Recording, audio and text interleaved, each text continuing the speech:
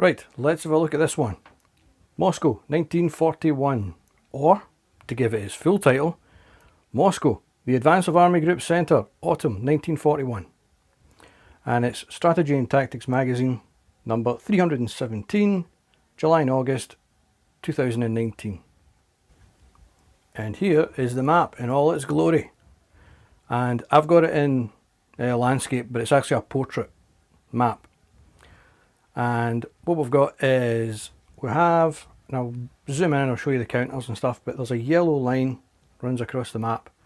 That's basically the front line, and in this case above it is the Germans and below it are the Soviets. Germans want Moscow. That is what they want. Now, it's very, very similar, and probably the same battle, I never looked, to Last Stand, the battle for Moscow. And the idea is that the Soviets are weak, Germans are strong, but bad weather is incoming that's going to hinder the Germans and help the Soviets. So we'll see what happens there. On the map, you've obviously got all your usual stuff for the hexes, terrain and what have you. I'll go into that in a minute. Up here we have column shifts for the combat. Combat results table, and this is your terrain. Just tells you what happens for your train, movement costs, that kind of thing.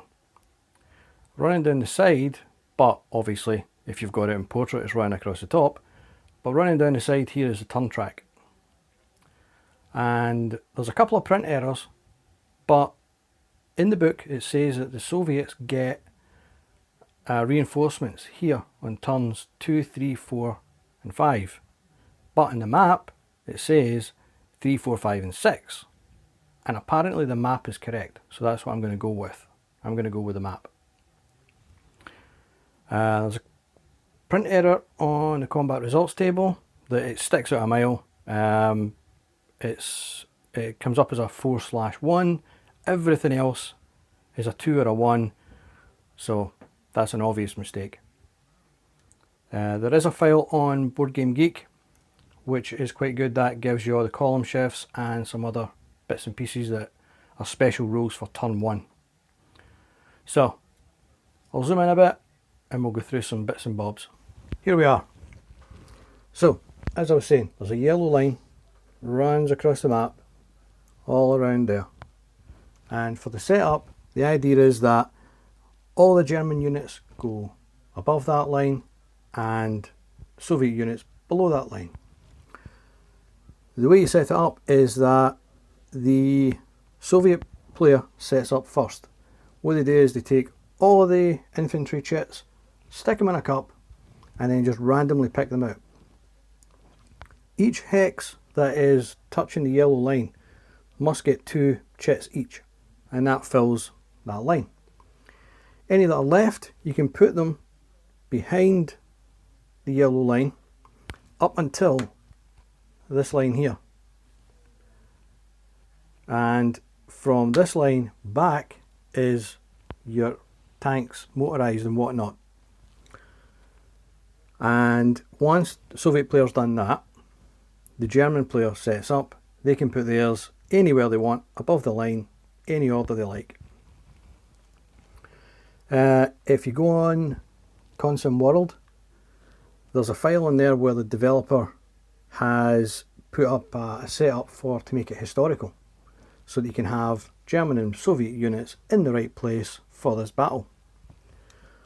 What I've done is I've went kind of 50-50, because if anybody's going to break it, it's going to be me. And what I've done is I've set up the German units historical, Soviet units are random. So we'll see what happens. Obviously we don't know what the Soviet unit strengths are, but I know from experience that they are rubbish. Absolute rubbish. The turn 1 special rule is that the Soviets are only allowed 2 chits in a stack. No more for turn 1. Just turn 1. So even 2 stacks of 2 going against one of these guys is probably still got no chance. Not a hope in hell.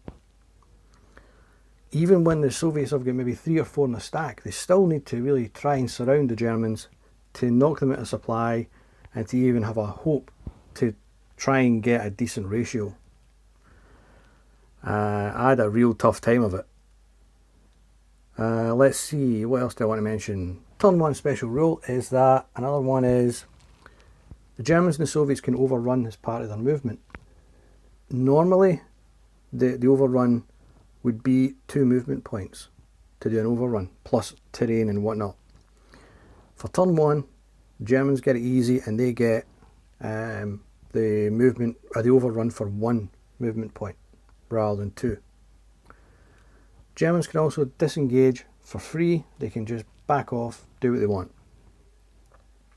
And the Germans also get, in any attack, in any overrun, they get a column shift 4 to the right, which is huge.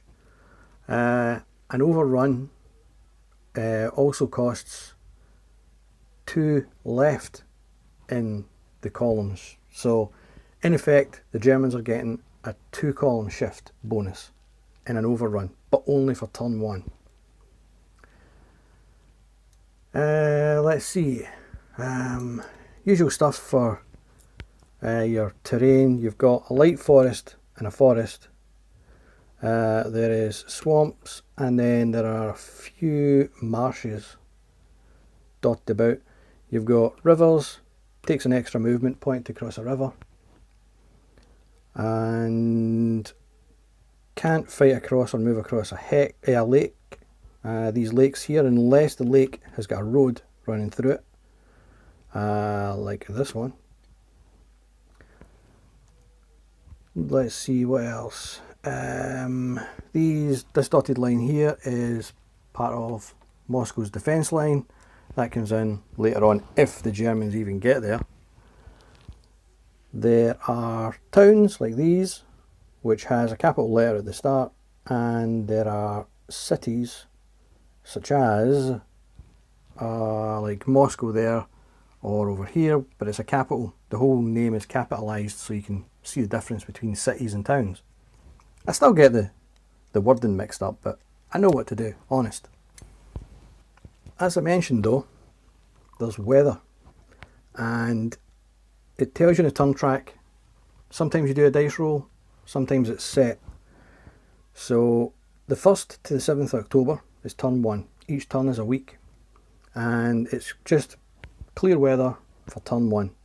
Turn 2, it brings in the possibility that there is what's called Rasputitsa, which I've probably butchered that word, but it's the best I can do. Rasputitsa is it's a Russian kind of condition where it just gets incredibly muddy, and for that all of the German movement points are halved. It doesn't affect the Soviet movement. They're going to be used to it, so any sort of Rasputitsa is bad for the Germans. Later on there's snow, or the possibility of snow, and all units get a -1 movement point for snow. German attacks in the snow take a turn for the worst, and they get a 2 column shift left for that. And there's a column shift left for the Rasputitsa as well. Let's see. Combat, yes. Well, in fact, we'll go through the sequence of play for it. Sequence is, first of all, you determine the weather. You do your weather, you do a dice roll, and as I say, it'll tell you there on the turn track, whether it's going to be Rasputitsa or snow. When you've got your weather, it's then up to the Germans to go first. They can do movements and overruns, only if they're in supply. Well, they can do them, but if they're not in supply, it's going to be bad. They do movements and overruns, then the Germans do their combat. The Germans then have 3 of these little dinky air markers. The air markers are a kind of column shift to the stack that's got them. So it's kind of a bit of a bonus for the Germans. After that, Soviets get reinforcements. So they've got the reinforcements that are on the turn track. These are 4 special units that you put aside, but they also get 1 chit each turn as reinforcements. That's just the chits that you take off when they've been eliminated in combat. So the reinforcements come in at the very bottom of the map and they make their way up. Then you do Soviet movements and overruns. Again, in or out of supply can affect it. Soviet combat, same again for supply. And that's it. At the end of that you take off the air markers, move the turn track marker up there. Job's a good one, turn's done. To be in supply, it is 5 movement points, not 5 hexes, 5 movement points to the nearest city or town or a road. So we have the light woods.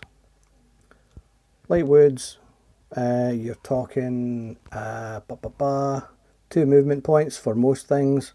Forest is 2 movement points. It increases for tanks and that kind of thing. It takes you a movement point to cross a river, movement point for the roads, that kind of thing. So what did happen though, the developer kind of addressed this on Consum World, was when you set it up historically, these German units up here end up out of supply. So the idea was to make this hex here, the one with the yellow marker, make that hex a supply hex to keep these guys in supply and everything sweet and hunky-dory. So everybody is in supply. I'm inevitably going to forget to check supply, but I'll try. Combat. So basically, when it's chosen and you're committing to do the combat, the Soviet units are revealed to see what they are. You add up the 2 sides to see what they are, get a total, divide one into the other, you get a ratio. When you get your ratio, you then do all your combat shifts. If somebody is in a swamp or somebody's in a town, that kind of thing. You end up with your final column, you roll a dice, get your result. Results will be E for eliminated. Failing that, it will be 1, which is either a 1-step loss or you retreat 1 hex. The Soviet units only have one step, so they, in most cases, end up retreating. You can get a 2 result, you get a 2-step loss, or you can do a 2 hex retreat, or you can do a 50-50 and do 1 step, 1 hex. And it's the usual kind of idea for the table, that your 1-to-1 ratio, you could end up getting a 2-1 result where the defender has to retreat 2 hexes maybe, and the attacker takes a hit or retreats 1 hex, that kind of thing. Very, very difficult to get a good high ratio, because you could have a 5-to-1 ratio and then you suddenly drop because the opponent is across a river, in a town, before you know it, you're at a 1-to-1, and maybe they've got a tank or something, and you end up, you're on a 1-to-2, and you think, what the hell? Started off at 5-to-1, but yeah, them's the breaks. But certainly for the Soviets to try and get anywhere near like a 2 or 3-to-1, they've got to have big stacks, powerful stacks, and try and cut off the German units. But how do you cut them off when they won't break the line and you can't get through and all that kind of stuff? So definitely really tricky for the Soviets. But when the weather starts coming in, that's when the Germans start to suffer. Oh, I know, I forgot to mention that after turn 1, the Soviets can have a stack of 4 at most. Germans can have a stack of 4 right from the get-go. Disengagement, as I said, in the turn 1, Germans get it for free, but later on it is 3 movement points to disengage. Only 2 if it's a German tank, that kind of thing. Let's see, what else? I mentioned the terrain, I mentioned that you've got 1 for the roads, that kind of thing. Can't cross the lakes. I think that's it. I think that's it for a long, quick introduction. Moscow, 1941. So, yeah, I'll give it a go and see what happens. But previous games have been tough going and not a lot happened. It was just, they were basically just bouncing back and forward. But yeah, we'll give it a go, see what happens.